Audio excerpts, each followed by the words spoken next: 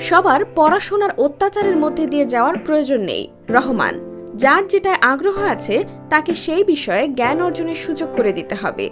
যে শিশুর যেদিকে ঝোঁক তাকে সেই পথে বড় করে তোলা উচিত বলে মনে করেন ভারতের অস্কার জয়ী সুরকার AR রহমান। ভারতীয় গণমাধ্যম আনন্দবাজার সূত্রে জানা যায়, এক পডকাস্টে এসে নিজের জীবনের অভিজ্ঞতা তুলে ধরে এ মন্তব্য করেছেন রহমান। ওই সোশ্যাল মিডিয়ায় ভাইরাল হওয়া পডকাস্টে নিয়ে আলোচনাও চলছে। নিজের কাজের স্বীকৃতি হিসেবে কয়েকবার ভারতের জাতীয় চলচ্চিত্র পুরস্কার পেয়েছেন রহমান। বিশ্ব চলচ্চিত্রে সম্মানসূচক পুরস্কার অস্কারও পেয়েছেন তিনি। এমনকি বিশ্ব সঙ্গীতের সবচেয়ে সম্মানজনক পুরস্কার গ্র্যামি অ্যাওয়ার্ডও রয়েছে তার সাফল্যের মুকুটে। কিন্তু স্কুল কলেজের গদবাঁধা নিয়মে পড়াশোনা তার করা হয়ে ওঠেনি পারিবারিক সংকটের কারণে।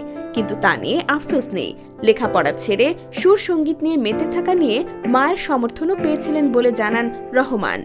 বাবা RK শেখর ছিলেন তামিল সঙ্গীত পরিচালক। রহমান তার বাবাকে হারান 9 বছর বয়সে। সংসারের হাল ধরতে হয় এর কয়েক বছর পরে। তখন রহমান বিভিন্ন অর্কেস্ট্রায় নিজেই কিবোর্ড বাজাতে শুরু করেন। এক পর্যায়ে সিনেমার গানেও মিউজিক নিয়ে কাজ শুরু করেন রহমান।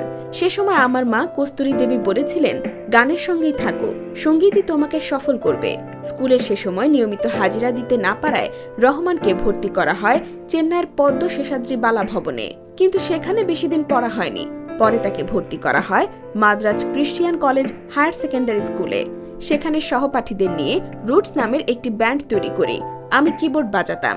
একাদশের পর পড়াশোনা আর হয়নি। ওই বয়সে রহমান পরে কাজ শুরু করেন অর্কেস্ট্রায়। তার ভেতরে সম্ভাবনা দেখে অর্কেস্ট্রার কর্তারা রহমানকে লন্ডনের ট্রিনিটি কলেজ অফ মিউজিকে পড়তে পাঠান। সেখান থেকে পশ্চিমা ধ্রুপদী সঙ্গীতে স্নাতক ডিগ্রি নেন রহমান। রহমান আরও বলেন, আমি যাতে পুরোপুরি গানে মন দিতে পারি সে ব্যবস্থা আসলে আমার মা করেছিলেন, যা আমার কাছে আশীর্বাদ স্বরূপ।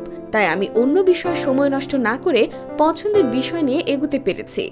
রহমানের ভাষ্য হল, অধিকাংশ অভিভাবক মনে করেন সন্তান আগে ইঞ্জিনিয়ার বা চিকিৎসক হবে, তারপরে সঙ্গীত শিল্পী হবে।